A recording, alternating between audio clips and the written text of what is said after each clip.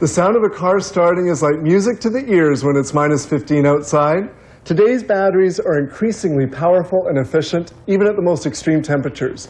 Kind of heartwarming, isn't it?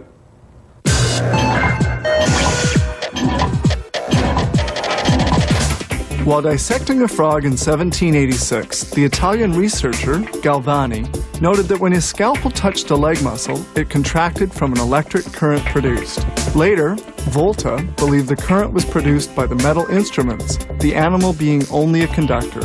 To prove it, he stacked discs of zinc and copper, connected by conductors, and fabric impregnated with an acid solution. And so, in 1800, the electric battery was born.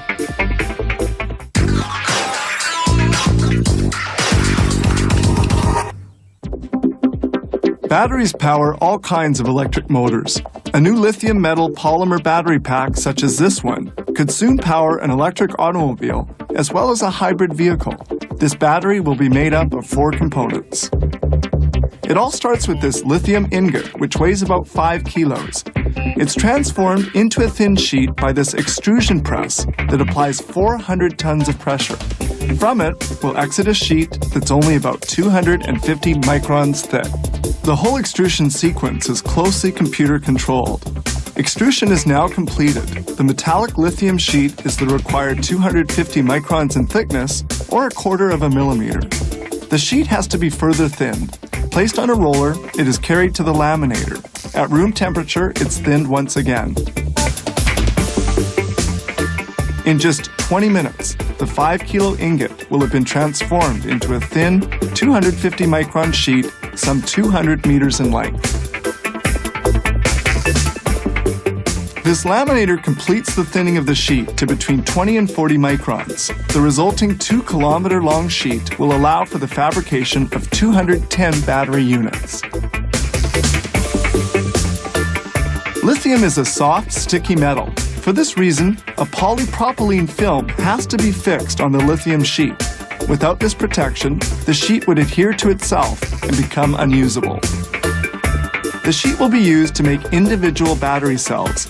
Then these cells will be assembled in series and in parallel and inserted into modules of different shapes. To make an individual battery cell, the sheet has to be rolled up. This automated spooling machine winds up the lithium film in 26 revolutions. The wound-up sheet is put into a vacuum oven where the various layers adhere firmly to one another. This step lasts for about 90 minutes at 80 degrees centigrade. Here, a test is made. Using a voltmeter, the battery is checked to see that it produces the required 3.56 volts. Any problem can be detected here and corrected. A final quality check is made with this caliper, which precisely measures the thickness of the battery cell. The battery cells are then stored. Metallic plates are placed between them for the entire storage period.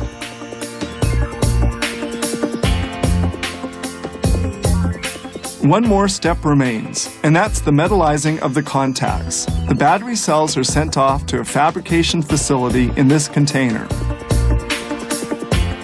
The container is robotically handled. First, it's put into a protective tank. Then the metallizing of the contacts is done by spraying on molten metal.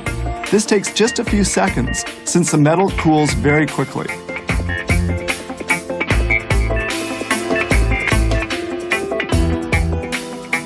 The battery is now finished. It comprises 4 elements: lithium, which acts as the anode, a metallic oxide cathode, a dry solid polymer electrolyte, and a metallic current collector. All that remains to be done is the assembling of the individual battery cells into a module. It begins with the placing of individual cells onto one another and isolating them with foam so that they don't touch each other. These red sheets are actually heating elements, since the lithium metal polymer cells function at temperatures of between 40 and 80 degrees centigrade. All of the individual battery cells of the completed module are connected to an electronic card located above the module. The finished modules are connected to one another in series and in parallel to form a battery pack, which can be used in an electric automobile or a hybrid vehicle. Here we see these modules of a battery pack for a hybrid vehicle, an automobile that works with a gasoline-powered motor and an electric motor. This prototype battery was created for a totally electric vehicle. It surpasses heavy traditional lead-acid batteries that can't develop the same amount of electrical energy and which have much